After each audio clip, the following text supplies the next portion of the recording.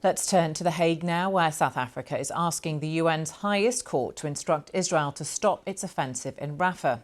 These are live pictures from the International Court of Justice. The hearing is the latest intervention by the South African government in its legal case against Israel. It says, as well as direct military attacks, Israel is starving Palestinians in Gaza by obstructing access to deliveries of food, fuel and medicines. Israel has insisted it is acting in accordance with international law. It has dismissed the South African case as a baseless blood libel. South Africa's legal team have been outlining their case and have accused Israel of breaching the court's previous orders with impunity. Israel is escalating its attacks on Palestinians in Gaza, and in so doing is willfully breaching the binding orders of this court. Israel similarly breaches the binding resolutions of the United Nations Security Council, erroneously believing from the lack of countermeasures by the international community that it is exempt from having to respect international law. We've heard assurances that Israel was doing everything in its power to avoid civilian deaths as it exercised its claimed right of self-defense. We've heard boasts that Israel's army is the most moral army in history. And we've heard denials that there is famine in Gaza. For months, people, particularly in the West, have appeared unwilling to accept that the accusations are true. How could people who look like us and sound like us possibly engage in anything like genocide? We'll listen into more of those proceedings in just a moment. First, let's get the latest from our correspondent, Anna Holligan, who is at The Hague and following all the developments there for us. Anna, welcome to you. Just remind us, first of all, why South Africa is bringing this case. Any country that's a member of the Genocide Convention has a responsibility to ensure there are no violations of that convention. That's one. But secondly, South Africa sees parallels between apartheid South Africa and the situation that Palestinians in Gaza are facing right now. We're an hour into this hearing, and as you heard there, South Africa's legal team have been laying out their arguments. They're basically asking for the judges here at the UN's highest court, the World Court as it's often referred to issue 3 emergency measures. You can't hear any protesters this time round, although it's the 4th time South Africa has made this request to the court for an order for Israel to cease hostilities and to immediately withdraw.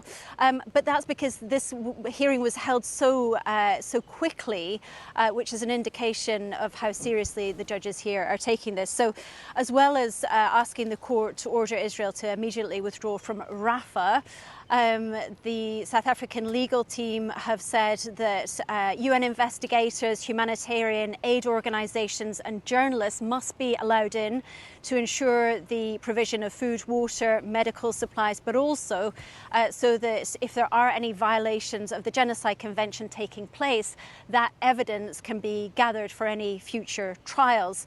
They've also asked the judges to order that Israel report back to the court within a week on how it's implementing any measures. I just want to give you some of the detail, though, that we've heard in court from the lawyers for South Africa. So lawyer Vaughan Lowe said Israel's actions in Rafah are part of the end game. This is the last step in the destruction of Gaza. They also talked about apartheid and also made a link between what's happening now in Rafah and what happened in Srebrenica, insofar as Rafah is being seen as the last safe zone for Palestinians in Gaza. And South Africa says if Rafah isn't protected, it will make it very difficult, if not impossible, to rebuild Gaza and preserve Palestinian life in Gaza now and in the future. Israel, of course, we should say, will have a chance to defend itself in court tomorrow. It will also have 2 hours. Israel's legal team is in court. You can probably hear the rumble of engines outside. The Peace Palace now waiting to take people away. This is a hugely contentious case. It's probably the most sensitive case the ICJ has ever dealt with, which is why it's generating so much attention. And South Africa has said there is no other option.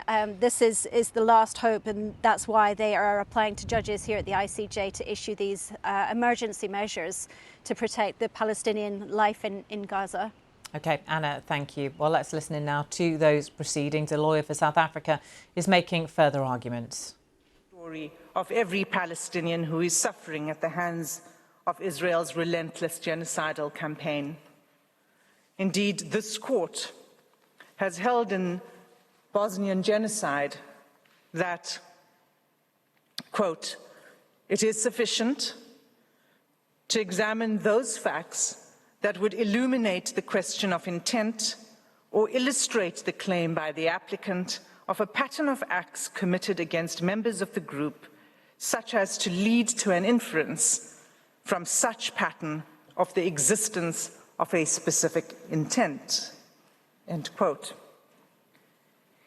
In these submissions, I show that Israel's genocidal acts against Palestinians in Rafah form part of a continuing, escalating pattern of conduct across Gaza that provides persuasive and consistent evidence of Israel's genocidal conduct.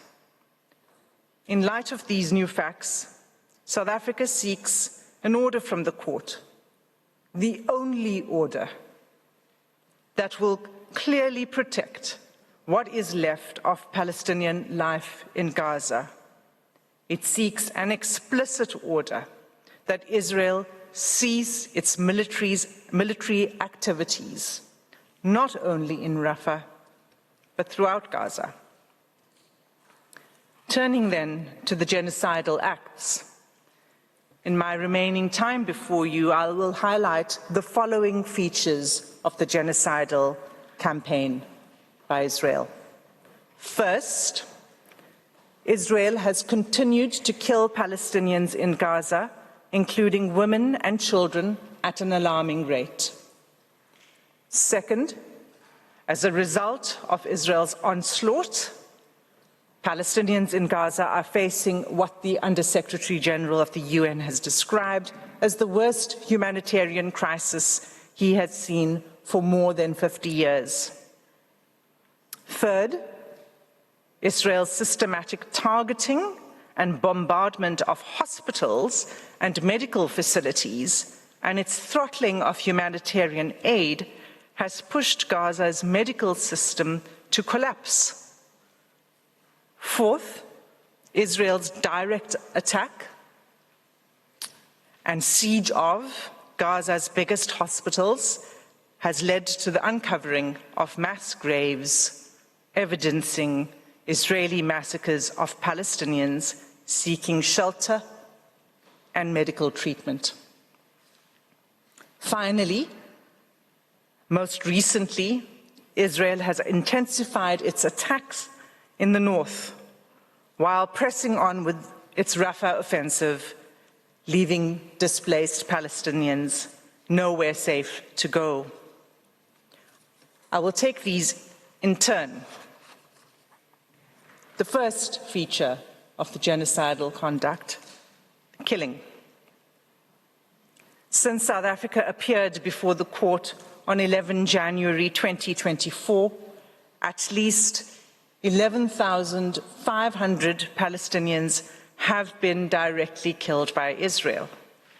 The majority of these casualties are women and children, in an enclave where nearly 50% of the population are children.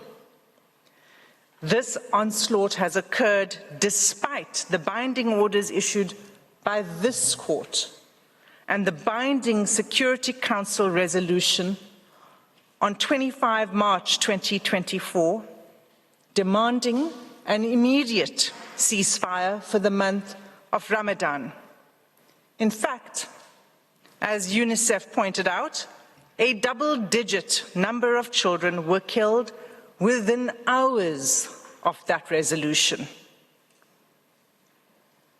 2 mothers and 4 children are killed every hour.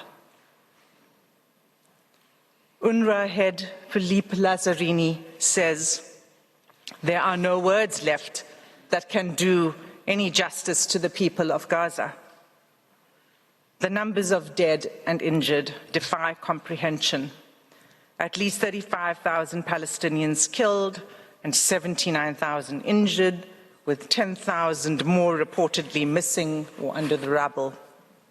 Up to 1.7 million displaced, most multiple times, and more than 70% of all housing stock in Gaza and more than 80% in parts of northern region damaged or destroyed.